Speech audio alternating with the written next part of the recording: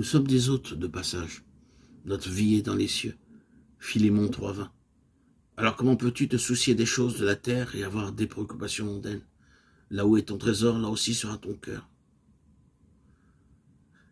Si quelqu'un vient à moi sans haïr son père et sa mère, sa femme et ses enfants, ses frères et ses sœurs, sa propre vie, il ne peut être mon disciple. Luc 14, 26. Le Christ ne veut pas que nous arrêtions sur ce chemin de passage. Il ne veut pas que nous devenions esclaves de quoi que ce soit. Et il veut que nous soyons libres des affections les plus profondes et les plus légitimes pour un plus grand amour.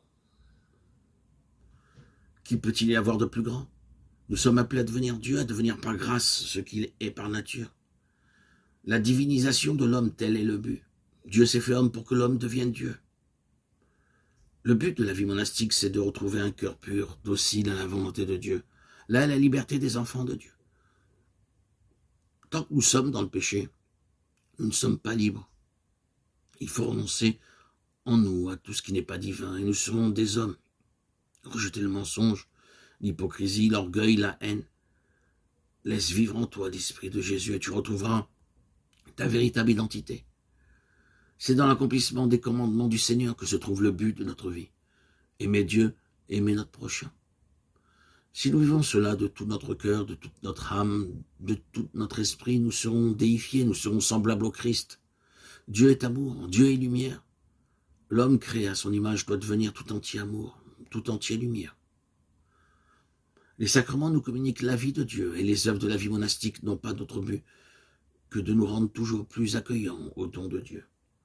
Le moine doit quitter tout ce qui n'est pas amour, tout ce qui n'est pas lumière. C'est cela renoncer au monde. Qu'il n'y ait plus de place en nous pour la vanité, l'ambition, la jalousie. Et Satan n'aura plus de trône. Il n'aura plus de place en nous pour étendre son règne. La règle du moine, c'est le sermon sur la montagne. L'Esprit Saint nous donne de vivre les béatitudes. Chercher à vivre ces béatitudes nous accorde à l'Esprit. Vivre les béatitudes, c'est prendre peu à peu la forme de Dieu et la forme du serviteur. C'est devenir un autre visage du Fils en qui le Père a mis toute sa complaisance. Il nous faut demeurer dans son amour.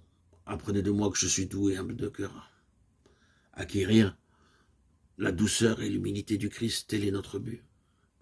La douceur et l'humilité nous conduisent au cœur du Christ dans la Trinité. Là est la science divine qu'il est venu nous enseigner. Le moine oublie toute autre science pour acquérir celle-là. C'est ainsi qu'il espère acquérir la sagesse de son maître. Quoi que tu fasses, n'oublie pas que tu es en présence de Dieu. Examine tes pensées, veille sur tes actions.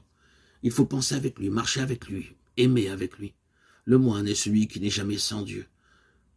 Son cœur est habité par le nom de Jésus. Et il cherche à réaliser le commandement « Demeurer dans mon amour ». Tout ce qui se fait sans amour ne sert à rien. Tu peux jeûner, veiller, te revêtir de chiffon. Si tu n'as pas en toi l'amour de Dieu, ça ne sert à rien.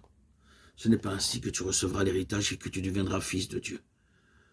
Si tu n'as pas quitté le monde et ses puissances par amour pour Dieu, tu as tout quitté, mais tu n'as rien trouvé. À quoi bon?